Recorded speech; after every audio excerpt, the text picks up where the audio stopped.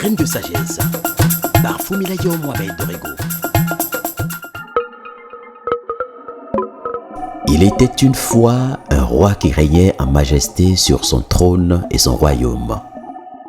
Des étrangers, en particulier des Occidentaux, arrivèrent sur ses côtes et il leur offrait l'hospitalité. Les mains remplies de présents et d'objets de luxe, les étrangers ont demandé à louer le territoire qui leur était dédié. Le ministre du roi, chargé de l'administration du territoire, accepta volontiers. Les étrangers ont ensuite exigé la signature d'un papier en guise de preuve de leur droit d'occupation, car selon leur tradition, il en fallait. Le ministre, très respectueux des traditions, leur accorda satisfaction et signa le papier. Sauf qu'il venait de signer un papier qui stipulait qu'il a vendu le territoire aux étrangers, car ces derniers l'avaient dupé du fait qu'il ne savait ni lire et écrire. Ainsi a eu lieu la plus grande histoire de trahison et d'injustice de toute l'humanité. Lorsque le roi a appris la nouvelle, il s'emporta et exigea tout de suite une restitution et une libération de son territoire. Mais à coups de fusil et de canon, les Occidentaux s'y opposèrent. Le roi s'est décidé à entrer en guerre contre ces imposteurs. Mais avant, il décida de consulter Dieu comme cela se faisait dans la tradition. Il fit venir l'oracle qui consulta le Fa, leur système divinatoire. Voici le verdict. Ne va pas en guerre contre plus fort que toi. Tu risqueras de perdre ton trône et de détruire les tiens. Confie-toi en ton père, seul lui pourra te sauver de cette ruse. Comment puis-je être victime d'escroquerie, d'injustice, et le grand Dieu me refusera vengeance? Le roi n'était pas convaincu. Dieu n'est-il pas un homme de justice? Il demanda à l'oracle de reprendre, et une fois encore, le même verdict se présenta. Le roi s'énerva, prit le chapelet de l'oracle et le jeta par-dessus bord les murs du royaume, pour dire que l'oracle se trompait, qu'il était incompétent. Sous la colère, il donna l'ordre de même l'enfermer. Lorsqu'on amenait ce dernier dans sa prison, sur le chemin, il constata que même le chapelet que le roi avait lancé présentait le même signe en dehors du palais et donc annonçait le même verdict. Il le fit remarquer aux soldats et leur dit de mettre en garde le roi car il perdra. Mais le roi a persisté dans sa logique. Il trouva un moyen d'affronter les imposteurs. Mais comme prédit, il a fini par perdre beaucoup de vies humaines, par se rendre de lui-même et surtout il a perdu son trône car déporté et son royaume est resté sans boussole pendant des années.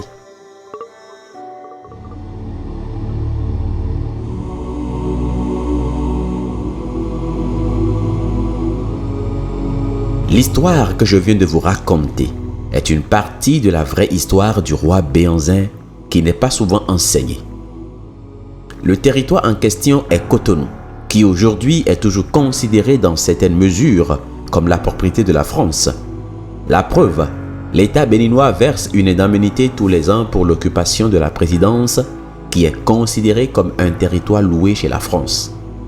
Oh, quelle injustice! Béanzin n'avait-il pas droit de s'insurger? De cette histoire, je pourrais vous apprendre beaucoup de choses, mais en ce moment, je voudrais attirer votre attention sur 3 points. Le premier, ce n'est pas parce qu'on est victime d'une injustice qu'il faut déclencher une guerre, surtout quand il s'agit d'affronter plus fort que soi. Parfois, on est abusé, mais il faut laisser Dieu agir, car seul lui peut nous sauver. Vous qui croyez être victime, vous qui vous sentez abusé, faites attention à ne pas tomber plus bas que vous ne l'êtes. Gardez l'espoir et confiez-vous à Dieu. Il vous sortira de ce tournant difficile et sombre. N'incitez pas à la guerre. Ne compromettez pas la paix. Le deuxième point est que l'ego du roi finit par tuer le roi. Tant que le roi refusera d'écouter la voix de l'oracle qui prédit, donc de Dieu, il perdra son trône et aussi ses citoyens. Tout roi ou président qui s'entête dans une voie qui n'est que sienne échouera et fera perdre ainsi du temps à tout son pays. C'est ainsi que le pays quartier latin est devenu quartier latrine et depuis lors, l'ego dirige partout, chez tous et en tout. Le troisième point est que l'histoire se répète toujours. Ce qui se passe aujourd'hui dans notre pays est un karma royal et politique que nous devons expier.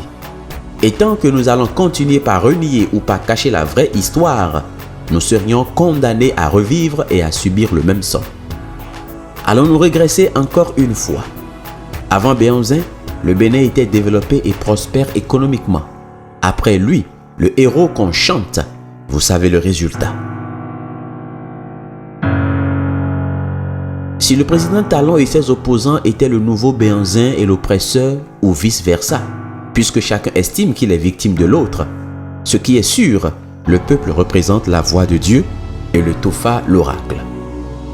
Alors, monsieur le président, allons-nous répéter la même erreur 100 ans après? Messieurs les opposants, voulez-vous que nous embrassions ce pays?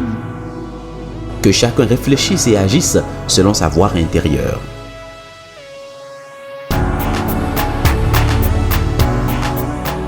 Aux autres, entretenez la flamme et la lumière qui feront repousser les ténèbres.